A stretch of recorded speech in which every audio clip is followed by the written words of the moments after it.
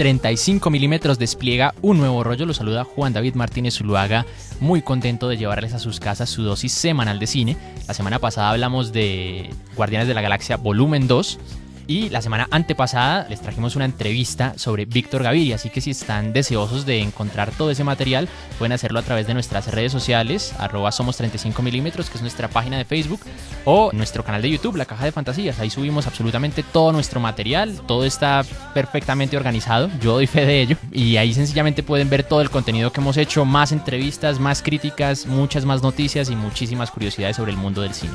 Nos acompaña también esta semana Carlos Fernando Alvarado. ¿Cómo estamos, Carlos? Juan, muy bien, de nuevo muy contentos, obviamente con ganas de hablar de cine, de que aprovechemos el séptimo arte como excusa para encontrarnos con nuestros oyentes y obviamente explorar muchos de nuestros intereses. Hoy queremos tocar en nuestro programa uno de los elementos centrales en la mayoría de tramas de casi cualquier película, obviamente aquí digamos con un tono muy especial, que son los villanos. No son solamente propios del cine, el villano es una figura que se ha tejido en distintas narrativas, pero que el cine, siento yo, pues ha logrado, digamos, no solamente construir interesantes villanos, sino ofrecer que tengan una recordación muy especial, gracias obviamente a la magia de la imagen. Tanto es que pues, los villanos muchas veces se roban el show, muchas veces terminan siendo más recordados en ciertas películas que los mismos héroes, y además pues, son los que mantienen pues como ese juego de tensión. Sumado un poco, por ejemplo, que hablamos la semana pasada, Guardianes de la Galaxia, tocando el tema obviamente del universo, digamos, de carácter superheroico. Muchísimas veces los fanáticos extrañan o reclaman a veces en cierto tipo de películas la buena construcción de villanos. Puede pasar que por el interés de construir un buen héroe, hay veces se descuida el trabajo del villano. Entonces digamos que esas son las cosas pues, que tienen que ser una fórmula muy bien lograda. Excelente presentación, Carlos, porque precisamente por eso quisimos proponer el tema de hoy. Con las películas de Marvel, la gran mayoría de las críticas de las personas tiene que ver con sus villanos. Muchos dicen que son malos villanos, que no los aprovechan, que son completamente un despropósito. Entonces eso me llevó a pensar, listo, ¿qué hace a un buen villano? ¿Qué lo hace interesante? ¿Qué lo hace memorable? Y hoy precisamente venimos a evaluar eso. No tanto para revisar los villanos de Marvel, esa no es la intención, sino para revisar los villanos en general del cine. Sí. Mirar qué nos proponen, qué hacen bien, qué hacen mal y por qué son tan memorables o por qué son buenos. Sí, claro. Entonces ese va a ser nuestro tema principal de hoy. Perfecto, Juan. Sin más, iniciemos.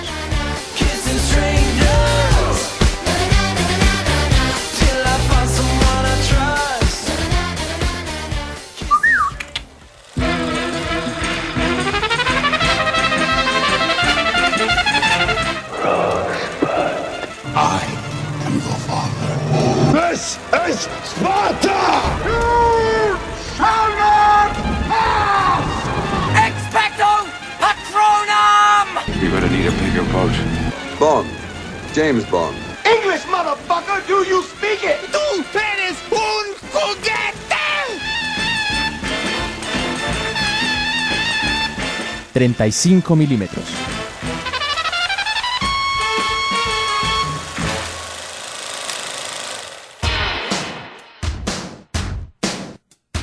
Las nuevas corrientes y tendencias del cine en Panorama para Filmar.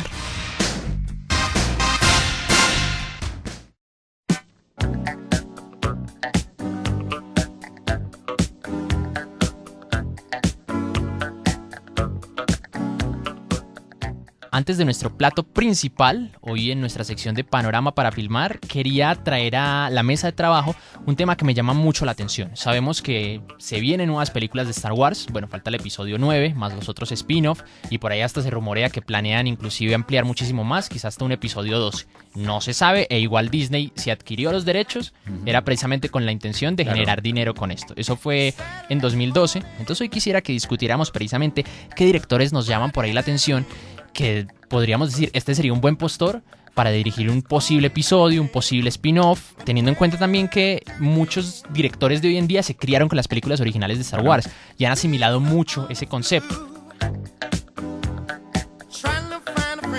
Por ejemplo, desde siempre se ha especulado que Steven Spielberg pudiese dirigir alguna película de Star Wars.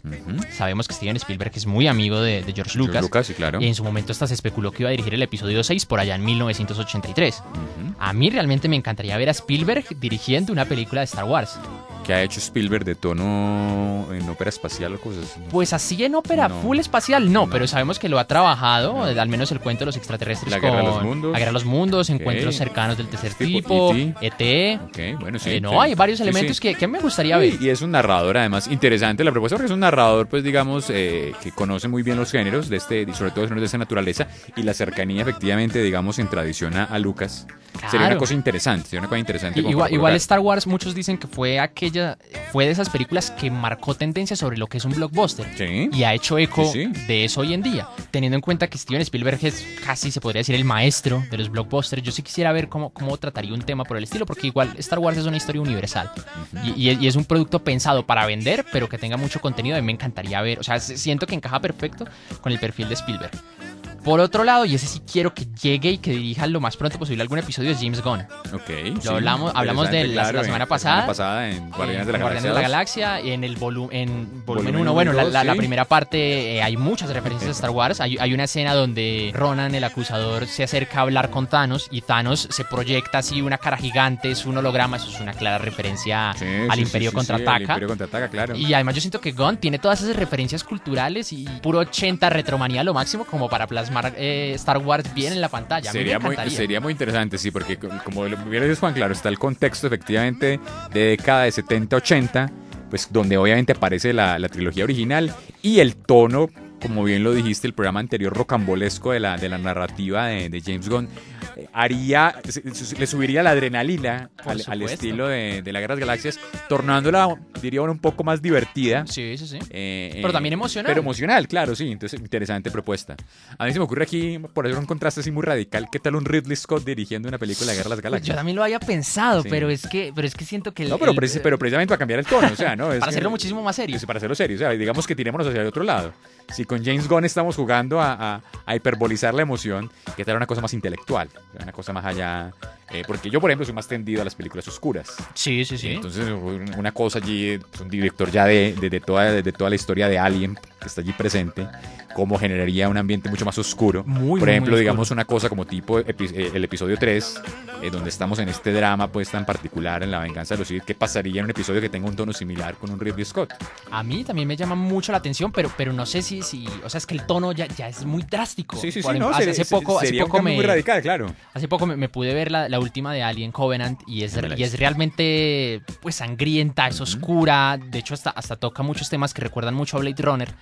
Okay. Entonces, no sé, pero sonaría No, interesante realmente. Estamos especulando, claro. Y sobre todo pues en el tema de directores que han conocido, digamos, todo el tema de ópera espacial y que Claro. conocen de ciencia ficción a fondo. Inclusive, eso me hizo pensar mucho en Neil Blomkamp, que es el director de Chappie, de Elysium y de Distrito 9. Distrito 9, sí. Que también me parecería interesante, aunque sabemos que la ciencia ficción que él trata suele ser muchísimo más seria. Más serio, E sí, pero inclusive, interesante. hace años él, se corrió el rumor de que él iba a dirigir una posible Alien 5.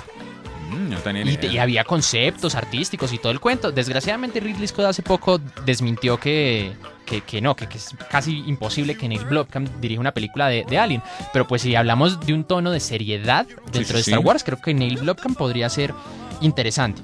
Yo aquí también tengo, digamos que otros 4 directores que creo que de pronto podrían funcionar, aunque siento que ya hay una posibilidad de que el tono se pierda del todo y tengamos en cuenta que Disney piensa en Star Wars como algo que sea para toda la familia y algo que pueda vender en todos los aspectos, desde mercadotecnia, desde etiquetes, desde todo. Sí. Pero de pronto estaba pensando en un Tim Miller que dirigió Deadpool, podría funcionar teniendo en cuenta que él tiene también como todo esa tradición sí, sí, ochentera y de Exacto. referencias, etcétera, etcétera. Me acaba de ocurrir aquí, ¿qué tal un Kevin Smith? Director de... Kevin Smith, bueno, Clerks, que es como la ópera prima de él, que fue pues una película de culto de los 90s, de cine independiente. Mallrats, o Mallrats, que es una historia sobre la vida en los centros comerciales. Muy encantadora. Y tiene por ahí un par de cosas. Una película que la trajeron español, ¿cómo hacemos una película porno? Lo digo es porque Kevin Smith es quizás uno de los fanáticos de Star Wars más fuertes que uno pueda encontrar. O sea, es un fanático profundo. En general, además, es un geek, pues, de la cultura, tanto de los cómics como de Star Wars, un trekkie. Tiene incluso una tienda de cómics en Nueva York muy famosa. Y tiene varios programas de radio dedicados a hablar de la cultura pop, en general de la cultura geek. digamos que estuvo sonando incluso pues por allí como para ayudar dentro del universo de Warner, pero es que el tono de él es otro, el tono de él es mucho más desenfadado. Entonces me ocurriría simpático un personaje con un conocimiento tan profundo de esos universos como dirigiendo allí. Solo pues que este es un arrebato, lo estoy diciendo acá, porque Kevin Smith es un hombre de cine independiente, No, de cine ligero, pero podría funcionar Sí, sí, sí. perfectamente. Y más si vos me decís que está permeado por toda esta cultura claro. geek y Yo está creo que- orgulloso de eso. O sea, JJ Abrams es de ese estilo. Sí, sí. Y yo siento que hizo un buen trabajo, que es casi este episodio 7, que es un homenaje, un remake, una alabanza a la primera película. Y bien, me parecería una opción muy, Sí. muy plausible. De hecho, si yo no estoy mal, en el mundo de los cómics, él participó en creando y haciendo el guionismo de varios cómics de Spider-Man y de Daredevil. Entonces digamos que ha estado allí en medio de este mundo. Es un personaje muy simpático y hace un cine muy interesante. No, a mí yo encantado que se le dé la oportunidad. Ah. Por supuesto que sí. Yo también había pensado de pronto en un George Miller, teniendo en cuenta ese aspecto que él tiene de exagerar la Sí, sí, acción. sí, Parecería cultura- quizá interesante. Como de cultura apocalíptica, etcétera, Sí, etcétera. Sí. Quizá Matthew Vaughn, Está interesante. me como gustaría, sí, ¿por qué no? Guillermo del Toro. De por sí yo siento que todo lo que toca Guillermo del Toro se vuelve, adquiere un plus. Está interesante, Juan, ahí como para algo que hemos venido conversando en otro contexto. Y es para estos grandes fanáticos y que son además, tienen buena conciencia narrativa, que hicieran unos trailers de Star Wars con el tono de los directores. Sería Eso muy lo podrías interesante. hacer vos también en algún momento. De pronto, ¿por Sí, qué no? Sí, hacer sí. un tráiler de una película de Star Wars hecha por Ridley Scott, por Tim Miller, ¿se fue el de? Sí, Tim Miller. Tim Miller, eso. Por Kevin Smith, por Steven Spielberg. Porque es que digamos que lo que estamos insinuando aquí en el fondo es cómo el estilo del director podría funcionar Exacto. dentro del universo. No, y también yo digo que tener en cuenta algo, y pues ya como para rematar este tema y retornando a lo de Kevin Smith, yo digo que lo que necesita es que haya un fan al frente de esto. Sí. Alguien que reencamine todo. Igual, no estoy diciendo que esté descarrilado, pero sabemos que la saga adquirió cierto despiste cuando George Lucas la retomó y bueno, la puso en otros horizontes que a la gente no gustó mucho. Muy cierto. Digamos que Abrams lo reencaminó. Y sabemos que, pues, con esto volvemos a un programa que hicimos hace unas semanas de cómo el fan muchas veces tiene más conciencia de la filosofía y de los conceptos y de los personajes que tiene al frente de él y cómo va a saberlos manejar. Entonces yo siento que lo indispensable es que sea un fan y que precisamente cumpla como con estas características, que se haya criado con la trilogía original. Quién sabe, pronto terminamos acertando. Sí, sí, sí. Pues por lo menos creemos que allí estamos intentando generarle amplificación al universo y obviamente recuperar ciertas cosas del tono que a rato siente uno perdidas. I like to party. Everybody does. You can wait for the weekend.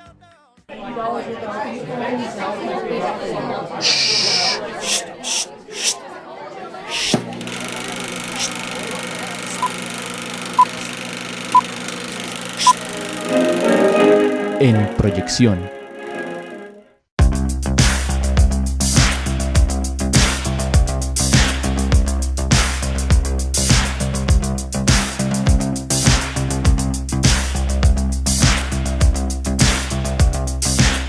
Y ya en nuestro plato principal, hoy hablamos de villanos. No sé por dónde iniciar, es un tema muy complejo de abordar. Como decimos, villanos han existido siempre. Se podría decir que hay villanos también en la vida real. Sí, claro. Pues digamos que la relación clásica es protagonista-antagonista. Sí, Y sí, es que sí. la historia tiene, digamos una cosa así muy general de las lecciones que uno aprende en los cursos de cine. Esta nos la enseñó nuestro profesor Wilson Escobar. Aprovechamos para saludarlo, profesor y amigo. Ujú. Y es que desde el punto de vista de los modelos actanciales, uno siempre tiene una relación entre un sujeto que desea alcanzar un objeto y un opositor que impide la búsqueda de ese objeto. Entonces el caballero que quiere rescatar a la princesa, el dragón se opone a que el caballero la rescate. Entonces tiene una lección allí rápida de una relación de oposición, Ujú. de truncar el deseo y de alcanzar el deseo. Ahí está el héroe y el villano. Entonces digamos que ese esquema es un esquema de la narrativa que lo encontramos en la mitología, que lo encontramos en la tragedia griega, que se replica por los relatos que uno se pueda imaginar y por supuesto en el mundo de los medios, un lugar como el cine los ha amplificado. Claro, y que es el propiciador del conflicto. Claro. Y sabemos que si una historia no tiene conflicto, no tiene drama. Y una historia sin drama, por lo general, Por lo no general, sí, funciona. no funciona, exacto. Solamente unos grandes directores logran desdramatizar y hacer buenas películas, pero digamos que en el modelo pues tradicional no funciona. Entonces, claro, la pregunta aquí es cómo logramos crear ese opositor a la búsqueda o al deseo del héroe por alcanzar finalmente lo que digamos se condiciona dentro de su historia. Y creemos en esa misma dinámica, digamos que esto es un poco genérico, pues que tiene que tener el mismo equilibrio dentro de la historia para que pueda funcionar. Y que efectivamente, pues digamos que ya esto es un poco de cultura popular o cultura pop. Los grandes villanos pues también se roban el corazón del público y generan recordación y generan una cosa que siente uno, que es lo que pues más quizás podría ser un indicador de la buena villanía, y es no solo la recordación del villano, sino la empatía con el villano. Claro. Que uno termina, no es que uno esté, porque eso no es claro, no es que uno esté apoyando al villano, justificando moralmente las acciones del villano, ¿no? Pero lograr uno, ya las cosas que siento yo, por lo menos como espectador, agradezco muchísimo en una buena historia, y es cuando yo logro estar allá puesto en la piel del villano y lograr entender sus propias dinámicas, hasta decir, hombre, bueno, es que aquí también estoy conectado. Por supuesto. Entonces digamos que eso tiene que ser muy bien logrado y hay que buscar.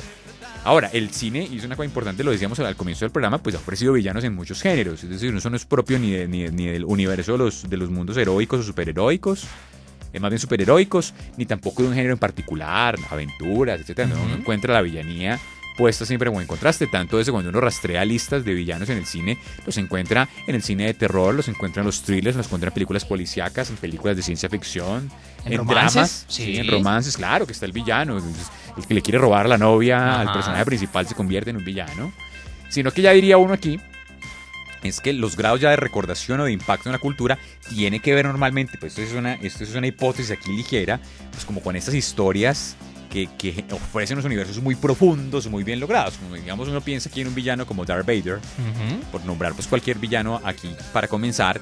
Y claro, pues que está dentro de esta antología de películas que además mencionamos, que efectivamente pues se van a extender en el tiempo y que tienen todas estas conexiones, spin-off, etcétera, etcétera, donde el villano pues aparece retratado como parte central de la trama. O sea, una parte tan bien lograda que no hay duda de su papel. Y que luego ya la caracterización, etcétera, etcétera, el modo de aparición, la manera de recrearlo, sus vínculos con el héroe, funciona muy bien. Digamos una cosa que también tiene uno allí como hipótesis muy genérica de arranque, es que la relación con el villano y el héroe es una relación de cercanía por algún lado. Sí, sí, sí. Una relación de cercanía muy profunda.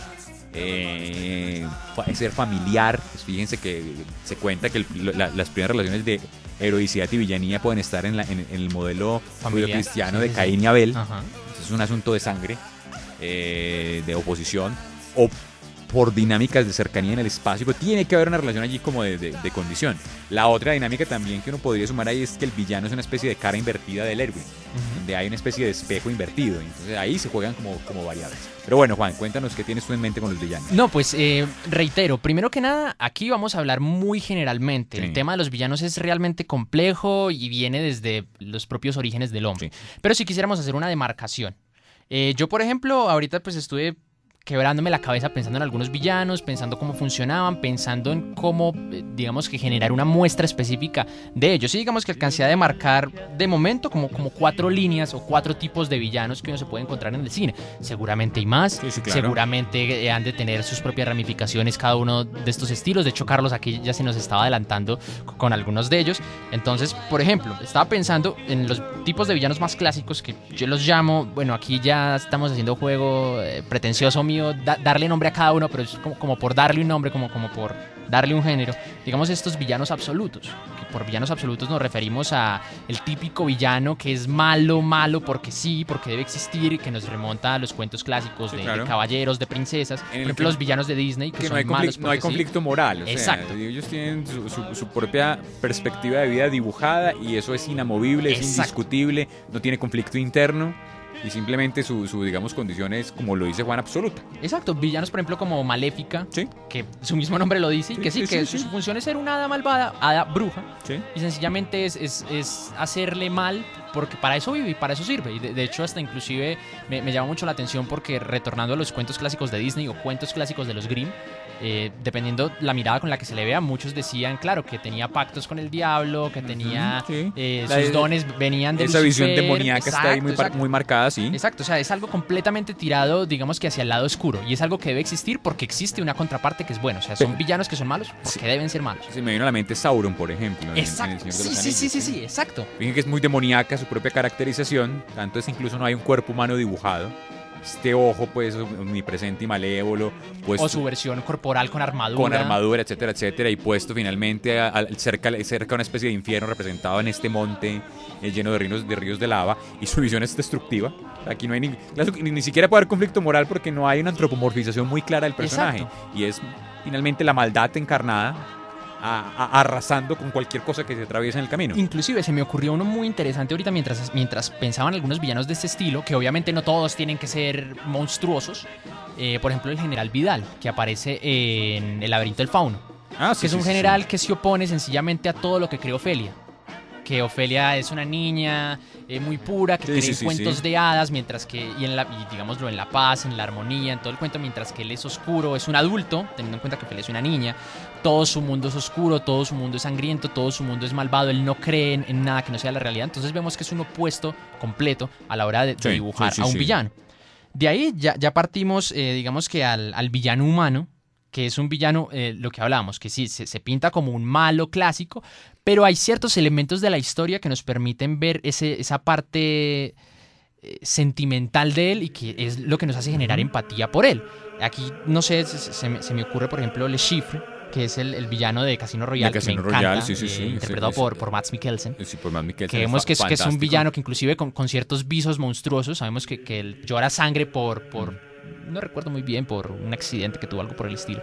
Pero sabemos que llegado a cierto punto de la película nos damos cuenta que es un villano que está a merced de la situación en la que él mismo está. Si mal no recuerdo, hay otra mafia que está detrás de él y él sencillamente lo único que hace es estar en una situación desesperada y por eso está en contra de Bond. Sí, hay una cosa interesante y es, por ejemplo, normalmente como ya en el villano que tiene características humanas, que es un humano, etcétera, etcétera, digamos que el factor de antropomorfización es claro.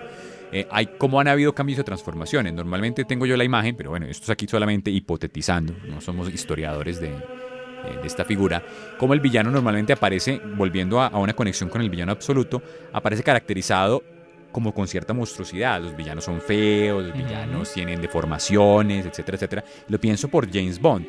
Las primeras películas de Bond, o sea, digamos sobre todo del periodo inicial de Sean Connery y de Roger Moore, villanos, pues digamos, eran caracterizados en personajes que tenían problemas de habla, personajes gordos, calvos, con alguna deformación, como para poder encarnar la villanía en el cuerpo. Pero como, digamos, esa maldad que se materializa externamente se ha vuelto interna en otros personajes. Entonces aparecen ya los villanos encantadores, es decir, que físicamente no, pero digamos que la maldad va por otro lado, que ya empiezan a pensar en ciertos personajes de Bond, que esa evolución va como hacia ese lado, donde el villano pues fuese finalmente un hombre absolutamente galante, etcétera, etcétera, pero esa maldad aparece como un rasgo propio de la personalidad. No, por supuesto. De hecho, pareciera que Carlos estuviera leyendo aquí mis apuntes, porque inclusive otra categoría que había pensado era eso, del villano encantador. Pero de cómo tiene un carisma que inclusive puede superar al propio héroe. Aquí se me ocurre, por ejemplo, Hans Landa, de Bastardo sin Gloria. Ya te iba a poner a Landa como ejemplo. Por Christoph Waltz. Primero se roba el show. Sí, se roba el show de toda la película. Y segundo, es un personaje que logra ser absolutamente galante, que tiene una capacidad de empatía con el público, al mismo tiempo después son actos de villanía terribles. No, y vivaracho, que está por delante de todos, que me encanta lo políglota que puede llegar a ser, porque hace que sencillamente desbarate todas las artimañas de los héroes. Obviamente eso se termina robando el show, o Terminator, por ejemplo, que puede ser un personaje silente, pero todo lo que lo acompaña. Y esto también se liga mucho al tema del monstruo, que se utiliza mucho en las películas de terror. Claro, hay una construcción propia del monstruo y cómo el monstruo funciona a partir de chocar opuestos, vivo y muerto, máquina y hombre, luz y oscuridad. Obviamente todo eso funciona. Y aquí ya viene algo que quise denominar como némesis, que es el típico villano, y de hecho creo que es una forma muy interesante de construir a un antagonista, que es casi un espejo del héroe, pero que por X o Y motivo tomó una decisión, que es inclusive en cierto punto se plantea como una decisión plausible del héroe, que lo llevó a la ruina. ¿A qué me refiero con esto? Darth Vader, por ejemplo. Darth Vader inició como un Jedi común y corriente, que es lo que nos dicen hablando de la trilogía original. Se dejó seducir por el lado oscuro y cayó. Es algo que vemos que también le pasa a Luke, que inclusive llegado a cierto punto también casi sucumbe al lado oscuro. Y que está destinado incluso además a estar precisamente como en una dimensión heroica, a ser un salvador, pero que termina por cierto rasgo tan pasándose como como pasando al otro lado del espejo. Claro, en el caso, por ejemplo, de Gollum, del Señor de los Anillos, Claro. que es alguien que empieza siendo un hobbit, o sea, alguien exactamente igual al protagonista, a Frodo, que se le encarga llevar el anillo hasta el monte del destino, pero que vemos que se dejó seducir también por el anillo, por el mal, y terminó destrozándose espiritual y corporalmente. Entonces vemos también que es un espejo que sencillamente fue mal. Otro que me gusta mucho, retornando a James Bond, es Silva. Sí, Silva, claro. Que vemos que era un agente exactamente como Bond, pero que algo salió muy mal dentro de sus misiones y quedó con un odio hacia el MI6. Y que es un personaje encantador, es un personaje galante, es digamos un hombre cosmopolita. El agente, efectivamente, como en ese juego de espejo. Muy interesante. Loki, que es un personaje, digamos, pues que recupera esta idea del vínculo con el hermano para convertirse en villano, pero que es un personaje absolutamente encantador, es un mago, es un hombre ilustrado, es un hombre efectivamente que digamos que su don precisamente es un poco se me escapa la expresión de manejar, de hacer cierto tipo de magia, pues es mago obviamente, pero estoy tratando como una expresión como de manipulación de su propio cuerpo, su forma de hablar, de un encantador, es una prestidigitación como en ese estilo, y que juega en esa dimensión de que es un personaje que se enamora fácilmente por todo ese tipo de encanto. Entonces, como describe Juan, allí hay como un juego en el que ese villano encantador se ha convertido además central en parte de las historias contemporáneas. Digamos que la monstruosidad se ha diezmado un poquito, claro, en las tendencias del último cine. Claro, inclusive, por ejemplo, en el caso hay un villano que me gusta mucho hablando de cine animado, por ejemplo, Lotso, que es el que aparece en Toy Story 3. Es exactamente un juguete como los otros, pero que sencillamente fue despreciado por su dueño, fue olvidado por su dueño. Y vemos que es una opción inclusive pues muy plausible, porque en otras películas de la primera o la segunda de Toy Story vemos que también hay posibilidades de que Andy se olvide de sus juguetes. Claro. Entonces vemos que es un espejo quebrado del propio protagonista, y es algo que sencillamente me encanta. Ya para ir acabando, Carlos, conclusiones. No, yo solamente quisiera como digamos una cosa rápida, porque ya me la mencionamos con Sauron, y es villanos que no son humanos, digamos que aparecen efectivamente de otro tipo de encarnaciones, son interesantes. Sí. Por ejemplo, HAL 9000. Máquinas, por máquinas, supuesto. claro. O sea, obviamente tú ya mencionaste también rápidamente Terminator, pero pensar que ese universo ha expandido. El cine de terror explora el villano no humano, pues desde el monstruo hasta el espectro, etcétera, etcétera. Digamos que es como todo un universo muy rico. Hay incluso una expresión, eso es una, pues digamos, la palabra como tal es una palabra que deriva del griego, que es teratología, que es el estudio de los monstruos. Lo que quería decir es que ya hay, digamos, teratólogos estudiando finalmente la monstruosidad, por ejemplo, en el universo literario, en el universo del cine. O sea, ya hay todo un campo de trabajo que estudia finalmente cómo la villanía en el fondo es una especie de actualización del monstruo en distintas variables, hasta el punto, efectivamente, de los monstruos no humanos. Entonces, simplemente mencionar que hay villanos tenemos también en cantidad. Por supuesto.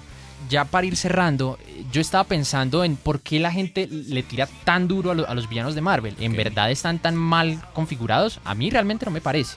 Yo siento que puede que el mayor problema con los villanos de Marvel, y era algo que también vos en su momento dijiste, es que se esfuerzan tanto en darle tanto carisma a los héroes o al héroe en cuestión, que el villano a veces se ve deslucido. Sí. De pronto porque no tiene suficiente espacio en pantalla, porque no resulta tan encantador como debería. Sí, yo pienso que por ahí es la cosa, es un asunto de equilibrio, de lograr, porque yo tengo la impresión tuya, yo tampoco veo pues como villanos pues deslucidos o mal construidos, sino que posiblemente el equilibrio o el asunto de generar la recordación del héroe los puede, digamos, desdibujar. Aquí sí menciono uno, pues por poner con la parte que recuerdo yo, que me pareció de esos villanos pues que se siente uno que se quedan pobres, es en la versión de Linterna Verde del 2010-2011, que es Parallax.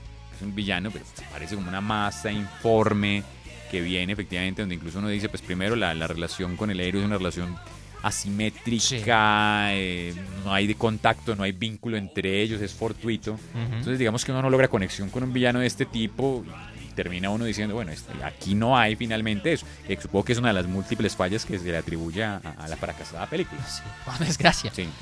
Yo en general, yo diría que siempre y cuando el villano sea carismático, igual o más que el protagonista, o que tenga, digamos que ese juego de espejos, o que sea villano pero tenga ese choque humano en algún momento, yo digo que sencillamente este antagonista puede funcionar. En el caso de Marvel, siento que obviamente Ultron se pudo trabajar muchísimo más, sobre todo para lo que prometían. Pronto porque la campaña publicitaria de Los Vengadores 2 fue demasiado grande. Y de pronto jugó en su contra. Y de pronto el mandarín, que sabemos que también hasta Marvel se llegó a arrepentir del cuento y nos han dicho que hay otro mandarín por ahí detrás, que en realidad el que vimos no es el original. Pero pues porque todo se reduce a un pensamiento que tenía, y es que es imposible que se pueda calificar, o sea, que un villano es bueno solamente porque tenga un trasfondo completo. Claro. Porque yo pienso que eso no se podría dar en todas las películas, exacto. porque las películas no tienen la duración que podría tener una serie, que puede tener, yo que sé, Daredevil o Jessica Jones para configurarnos a un Kilgrave o a un Wilson Fisk, que obviamente son configuraciones muy interesantes de los villanos, pero obviamente una película no tendría todo este tiempo. Entonces yo siento que tienen que jugar con algunos de los elementos que, por ejemplo, dimos hoy durante el programa. Bueno, ya sin más, muchísimas gracias, Carlos, por habernos acompañado hoy. Muchísimas gracias a toda nuestra audiencia. Recuerden que pueden seguirnos a través de nuestras redes sociales, @somos35mm, que es nuestra página de Facebook, y La Caja de Fantasías, que es nuestro canal en YouTube. Sin nada más que decir, hasta la próxima semana y sigan viendo más cine. Thank you for watching. I hope you enjoyed it. Oh, and beware of the things at night.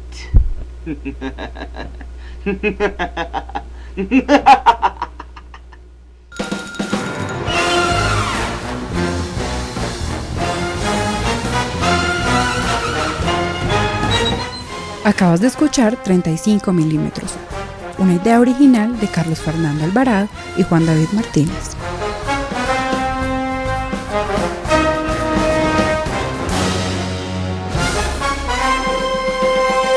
I'll be back.